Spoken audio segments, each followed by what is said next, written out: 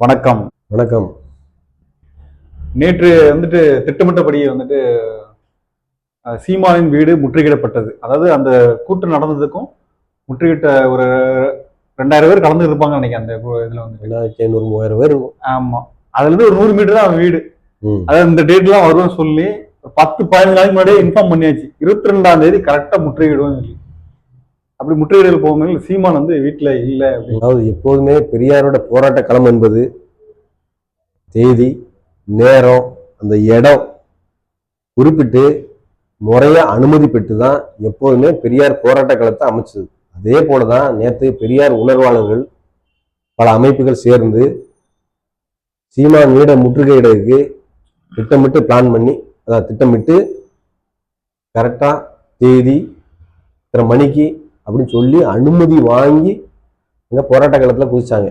ஆனா சீமான் அவர்கள் தெருப்பக்கம் வரேன்னு சொன்னீங்க, வரேன்னு சொன்னா வீட்டு பக்கம் வரலாம் வடிவில் சொன்ன மாதிரி அது ஆபீஸ் வா, என்னோட ஆபீஸ் வந்து பாரு அப்படிங்கிறான். அலுவலகத்துல வந்து பாரு அப்படிங்கிறது. அலுவலகத்துல யாருப்பா தம்பிகளா இருப்பா, தம்பிகள் அடி வாங்கிட்டு தான் அவன் பிளான். ஆல்ரெடி உணர்ச்சி பெருக்கில் இருப்பானு தம்பிகள் வந்து அடிக்க. அதாவது சம்பந்தம் இல்லாம பேச ஆரம்பிட்டாங்க. என்ன ஆச்சுன்னு தெரியல. ஆரம்பத்துல 2009 2010 காலகட்டத்துல, அதாவது இந்த அமைப்பை தொடங்கின புதுசுல, இந்த அமைப்பை தொடங்கின கூட பல பேர் சேர்ந்துதான் எப்படியும் இவருக்கான சிக்கிக்கிட்டு என்னன்னா திட்டமிட்டபடி சிக்கினதுதான். ஆமா, அப்போ என்ன அந்த அமைப்பு தொடங்கும் போது தான் அவர் பேசின பேச்சு, பெரியாரை பத்தி எவ்வளவு சிறப்பாலாம் பேசியிருக்காரு. அப்படிலாம் பேசிட்டு என்ன அப்படின்னா, அறிவு வளர வளர முன்னோக்கி போகணும். அறிவு வளர்க்கறது இல்லை. மறுபடியும் அங்க சங்கி கூட சேர்ந்து அங்க நார்த் சைட்லாம் பார்த்தோன்னா அந்த மாட்டை சாணத்தை சாப்பிடுவாங்க, அள்ளி சாப்பிடுவாங்கலாம். அதே போல இங்க சாப்பிடாத தெரியல, அறிவு மங்கிட்டே போகுது. பெரியார அதாவது தெரிஞ்சேதான் பண்றாரு. பெரியார் பேசியிருக்காரு. எதை பத்தி பேசியிருக்காரு? இப்ப அவர் சொல்றாருல, யார் கூட உறவு வச்சுக்கலாம் அப்படின்னு சொல்லி பெரியார் சொல்லலாம்னு சொல்லி. பெரியார் எதை பத்தி பேசியிருக்காரு? பெரியார் புராண கருத்தை எடுத்து பேசியிருக்காரு. அதாவது பிரம்மா இப்படிதான் இருந்திருக்காரு, இப்படிலாம் வச்சிருக்காரு அப்படின்னு பெரியார் எடுத்து சொல்றாரு. அதை இவங்க என்ன பெரியார் சொன்னதாவே ஆக்கி மக்கள் மத்தியில ஒரு பொய்யான ஒரு பிரச்சாரத்தை செய்து, அப்போ சாதாரண மக்கள், அதாவது எந்த விதமான தேடுதல் இல்லாத மக்கள், அறிவை பயன்படுத்தணும் அப்படின்னு நினைக்காத மக்கள் என்ன நினைப்பாங்க? இவர் சொல்றது சரிதான் அப்படிங்கிற மாதிரிதான் நினைச்சிட்டு போவாங்க. ஆனா உண்மைத்தன்மை என்னன்னு பார்க்கக்கூடிய மக்களுக்கு இது புரியும். அதாவது இதே மாதிரி வார்த்தைகளை முதலையே அவர்கள் பேசி பொதுவெளியில மன்னிப்பு கேட்டாப்ல, நான் தப்பா பேசிட்டேன், நீ மன்னிச்சிங்க. அதே மாதிரி கோர்ட்ல இப்போ போட்டிருக்காங்க, ஒரு 60 வழக்கு பதிவாக இருக்குது. நான் கோர்ட்ல போய் சொல்றேன்னு சொல்றாங்க. எந்த டிபேட்ல கேட்டாலுமே அவரு இடுமாவனம் கார்த்திகா இருந்தாலும் சரி, இவன் வாய்ப்பாட்டு வளர்த்த மூளைகள் மூளை எல்லாமே இப்படிதான் சொல்லுது. நான் கோர்ட்ல போய், நீ பொதுவில் தானே சொன்ன இந்த மாதிரி அவதூறு வார்த்தை பேசுனேன், நீ பொதுவில் தான் ஓப்பன் பண்ணி காட்டணும். பொதுவில் அதாவது இப்ப நம்ம என்ன சொல்றோம், நீ எந்த ஆதாரத்தை பத்தி சொன்ன? ஆதாரத்தை பத்தி நம்ம கேட்டீங்கன்னா, நீங்க எல்லாத்தையும் மறைச்சு வச்சுக்கிட்டீங்கன்னா நான் எப்படி சொல்றது? அதை நீங்க என்ன பண்ணுங்க, பொது உடைமை ஆக்குங்க அப்படிங்க. ஏன்னா அதாவது அப்ப நீ எதை பார்த்து சொன்ன? நம்ம கேட்கறதுன்னா, நீ சொன்ன பெரியார் சொன்னு சொன்னல, நீ எதை பார்த்து சொன்ன? அதை காட்டுன்னு தான் சொல்றோம். அதை விட்டுட்டு பாப்பா என்ன கதையை தேடுதான் வரும், பெரியார் புத்தகத்தை நீ பொது உடைமை. நானே கேட்கிறேன்னா, பெரியார் புத்தகத்தை பொது உடைமை ஆக்கிட்டு விட்டு நீ இந்த மாதிரி பொய்யான தகவல்லாம் சொல்லி மக்கள்கிட்ட பரப்ப ஆரம்பிக்க. அப்போ பெரியாரோட எழுத்துல என்னன்னா, புள்ளிக்கு பதில ஒரு கமாப்பட்ட கூட அந்த வார்த்தையே மாறும், மீனிங் மாறும். அப்படிங்கும் போது இப்போ பொது உடைமை ஆக்கணும், அப்படி என்னென்ன பொய்யெல்லாம் சொல்லுவா, இல்ல என்னெல்லாம் மாத்துவேன். பொது உடைமை ஆக்கிக்கு முன்ன விட்டு இந்த மாதிரி எல்லாம் பண்றேன் அப்படின்னா, இந்த வேலையில பாப்பா எதிர்பார்க்காது. பாப்பா என்ன எதிர்பார்க்கணும், அதைத்தான் நீ இப்ப நடத்துற செய்யற. காரணம், நீ அங்க எல்லாம் வாங்கிட்டு பண்ற.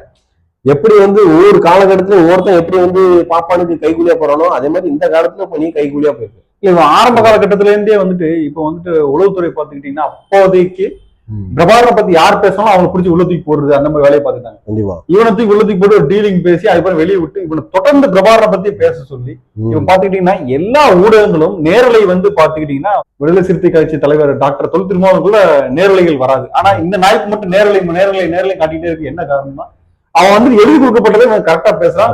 மீடியா ஃபுல்லா இவனை கவர் பண்ணணும்னு சொல்லி ஒரு 10 வருஷமா அவன் தத்து குழந்தை தத்தெடுத்த மாதிரி எல்லா மீடியாக்களும் இவனை மூஞ்சிதான் போட்டு காட்டுது. இன்னொன்னு பார்த்தோன்னா, அதாவது அந்த காலகட்டத்துல அதாவது உண்மையா விடுதலை புலிகளுக்காக, பிரபாகரனுக்காக இன்னைக்கு ஒரு களத்தை அமைச்சு தமிழ்நாட்டுல அந்த போராட்டத்தை முன்னெடுத்து கொண்டு போனவங்க பெரியாரிஸ்டுகள் தான் அதிகம். ஆமா, அதாவது உண்மையிலே இன்னைக்கு பேச ஆரம்பிச்சாங்க எல்லாரும். அன்னைக்கு செஞ்சதெல்லாம் நம்ம வந்து அமைதியா போயிடும்னு இருந்துட்டு இன்னைக்கு இப்போ பேசுறாங்க, எல்லாரும் பேசுறாங்க. என்ன பேசுறாங்க அப்படின்னா, அதாவது உண்மையிலேயே அதாவது பிரபாகரன் பேரை பயன்படுத்தினாலையும் விடுதலை புலி அமைப்புக்கு வந்து ஆர்வம் தெரிவிச்சது மூலமா நிறைய பேர் தமிழ்நாட்டுல தன்னுடைய வாழ்க்கையை இழந்திருக்காங்க, சொத்தை இழந்திருக்காங்க, ஏகப்பட்ட பேர்.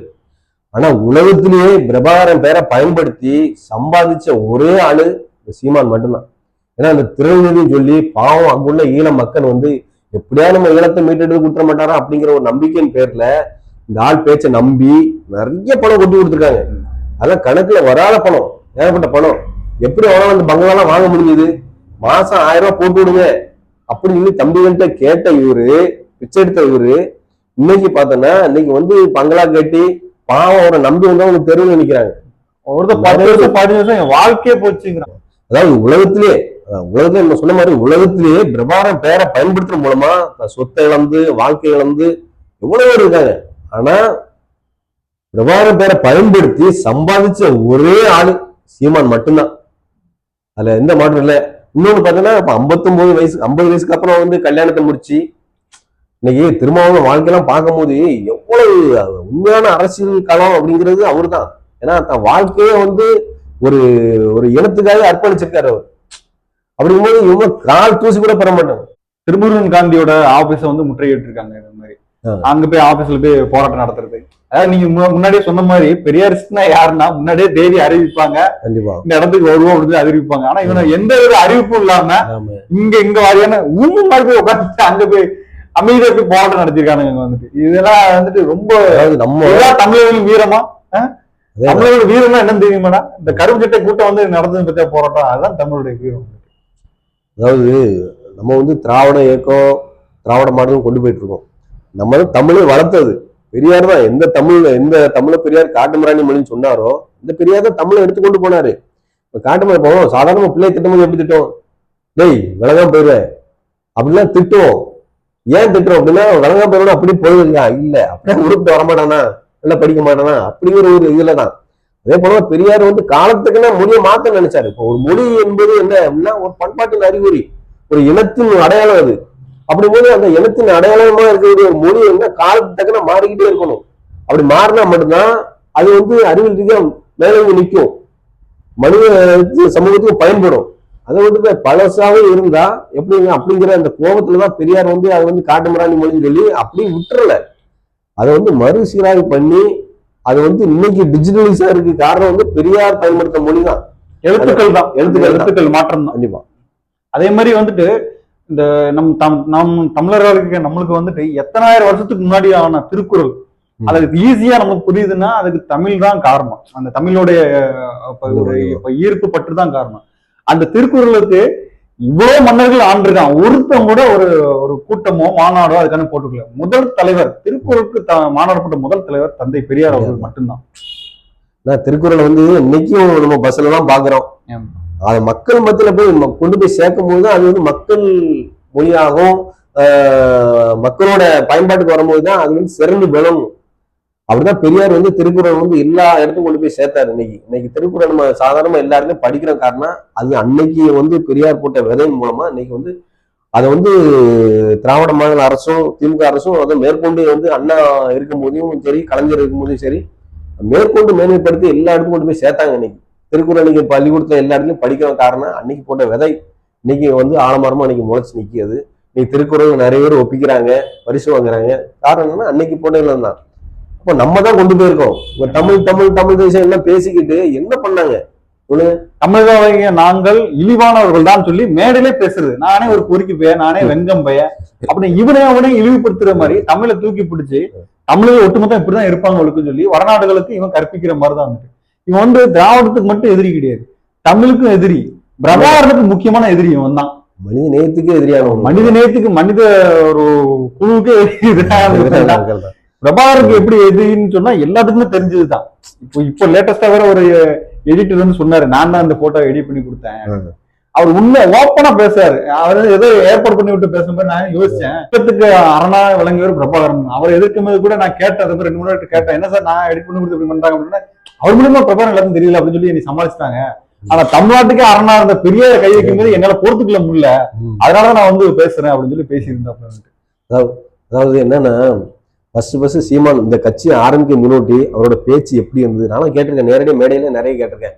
அவர் ஒரு கூட்டத்துல இப்ப ராமேஸ்வரத்துல நடந்த கூட்டம், அது மாதிரி திருவள்ளூர்ல ஒரு கூட்டம் நடந்தது, அதெல்லாம் பேசும்போது சொல்றாரு, அண்ணன் கூட்டத்துக்கு போகும்போதெல்லாம் ஆவடியில இருந்து வேகமா கிளம்புற எங்கன்னா போறோம்னா சீமான் கூட்டத்துக்கு போற மாதிரி. அதாவது என்ன அப்படின்னா பெரியார மேடையில பேசி தன்னை விளம்பரமாக்கி கொண்டு இந்த ராமேஸ்வரம் கூட்டத்துல பேசும்போது எல்லாம் பாத்தீங்கன்னா, அதாவது உங்களுக்கு பயம் வருகிறதா நீங்க பெரியாரை நினைத்துக் கொள்ளுங்கள் இப்படிலாம் பேசிட்டு, அதாவது பெரியார் கையில இருந்த தடி இன்னைக்கு பிரபாரம் கையில துப்பாக்கியா இருக்குன்னு சொன்ன ஆளு இன்னைக்கு விளம்பரம் ஆகிக்கிட்டு இன்னைக்கு அதாவது பெரியார பேசி பேசி பேசி விளம்பரம் அடைஞ்சதுக்கு அப்புறம் இன்னைக்கு என்னன்னா அப்படியே அதாவது எப்போதுமே பார்ப்பனை ஒண்ணு எதிர்த்து அளிக்கும் அல்லது சேர்த்து அணைச்சு அளிக்கும். அதுக்கு யாராவது பயன்பட மாட்டாங்கன்னு தேடும். அந்த மாதிரிதான் எப்போ அன்னைக்கு ராமாயண காலத்துல அதான் ராமாயண புராணத்துல எப்படி விபீஷ்ணன் ஆனாங்களோ அதே மாதிரி இன்னைக்கு காலகட்டத்துக்கு பார்ப்பன கைகூலியா விபீஷ்ணர்லாம் சீமானை பயன்படுத்திக்கிட்டு சீமானை வச்சு நம்ம இனத்தையே எதிர்க்கக்கூடிய அளவுக்கு இன்னைக்கு நிறைய பொருள் உதவியோ எல்லா உதவியும் செஞ்சு அவனை எப்படிலாம் பயன்படுத்தணுமோ நமக்கு எதிராக அந்த மாதிரிலாம் நீ செயல்பட்டு இருக்காங்க. அதை இந்த மொழி புரிஞ்சிட மாட்டேங்குது. இன்னொன்று அவங்க கூட இருந்தவங்க சீமான் கூட இருந்தவங்க இன்னைக்கு நிறைய வெளியில வந்துட்டாங்க. இப்ப ஏன் கைது பண்ணல அப்படின்னா இன்னும் பேசட்டும் இப்போ வடிவேலு ஒரு படத்துல 400 ஓடிதான் என்ன கைது பண்ணுங்கன்னு சொல்லும் போது உன்னை கைதியே பண்ண மாட்டேன்ட்டாங்க. அப்படியே பண்ணா கூட அது ஸ்ட்ராங்கா இருக்கும். ஏன்னா இப்போதைக்கும் கட்சியில ஆளுங்களாம் எல்லாம் நீ பேச உன் பேச்சாலே எல்லாம் கட்சி உடஞ்சி சின்ன பொண்ணு ஏன்னா தான் தலையில மண்ணள்ளி போட்ட கதையா நீயே உன் வாயாலே நீ கெடுற அளவுக்கு நீ அப்படிதான் உன் கட்சி சீரழிஞ்சு தன்னந்தனியா இருந்து அப்போதையும் உள்ள போட்டு கடைசியில 3 பேர் இருப்பான். நீ உன் தம்பி இடும்பவனம் கார்த்தி அதுக்கப்புறம் சாட்டை துறைமுருகன், அவ்வளவுதான் 3 பேரையும் வச்சு செய்வானுங்க. பெரியாரால் உருவாகிய சீமான் பெரியார் எதிர்ப்பால் மண்ணோட மண்ணாக போகும் காலங்கள் நெருங்கி கொண்டிருக்கிறது. இது ஒரு வரலாறாவே பதியப்படுது. இத்தனை வருஷம் அவர் இறந்து 50 வருஷம் கழிச்சுமே இந்த அளவுக்கு எஃபெக்டா இருக்காரு, ஒரு கிழமை எஃபெக்டா இருக்காருன்னா இந்த மாதிரிதான் இருக்கும். அதாவது பெரியார் என்பது ஒரு சமூகத்தின் அடையாளம் மாதிரி, அதாவது திராவிட இனத்தின் பெரும் போராளியாக இன்னைக்கு பெரியார் இருக்கார். சமூக முன்னேற்றத்தின் மைல்கல்லாக சொல்லலாம். அதாவது என்னன்னா இவர் நல்லவரா ஒரு சமூகத்தின் எப்படின்னா சமூகத்தின் அடையாளம். அதாவது பெரியாருக்கு முன் பெரியாருக்கு பின் கூட இந்த வரலாறு எழுதப்படும். பெரியாரோட குறியீடு என்னன்னா ஒருத்தர் பெரியார் பற்றாளன்னு இருக்கானா சமூகத்துக்கு நல்லது செய்வான் அப்படிங்கிற நினைப்பு தான். ஏன்னா பெரியார யாரெல்லாம் எதிர்க்காங்களோ அவ்வளோ பெரியார படிக்க ஆரம்பிச்சாலே போதும், ஆட்டோமேட்டிக்கா பெரியார் கொள்கை நோக்கி வருவான். ஏன்னா பெரியார் கொள்கை படிக்க படிக்க படிக்க தன்னையும் அதாவது எதிரியும் தன்வசப்படுத்தக்கூடியதான் பெரியாரோட கொள்கை. மனித நேயம் தான், எல்லையும் மனித நேயம் தான். சொன்ன மாதிரி பெரியாரை பொறுத்தளவுக்கு நாட்டு பற்றோ மொழி பற்றோ கட்சி பற்றோ அதே போல மத பற்றோ கடவுள் பற்றோ எந்த பற்றும் கிடையாது. பெரியாரோட ஒரே பற்று மானுட பற்று தான், எல்லை மானுட பற்று. அது எதா இருந்தாலும் சரி, எந்த நாடு கண்டம் விட்டு கண்டம் பாயக்கூடியது தான், சரிங்களா? அப்படிங்கிற ஒரு எல்லை தான். ஆனா இவனை போன்ற ஆட்கள்லாம் இன்னைக்கு தேன்கூட்டுல கையை வச்ச மாதிரிதான். அதாவது ஏன்னா தன் தலையில மண்ணள்ளி போட்ட கதையா தானே அது அழிஞ்சு போகக்கூடிய கதை தான் நடக்க போகுது. வரப்போற காலகட்டங்களில் சீமானின் செயல்பாடுகளையும் அதன் குறித்து மக்களின் உள்ளுணர்வுகளையும் நாம் பார்த்து கொண்டே இருக்கிறோம். நாளைய மக்கள் சொல்லுவாங்க, ஆமா ஆமா பெரியார பேசுனதால கெட்டாம்பா அழிஞ்சாம்பா அப்படின்னு சொல்லுவாங்க. நன்றி, வணக்கம்.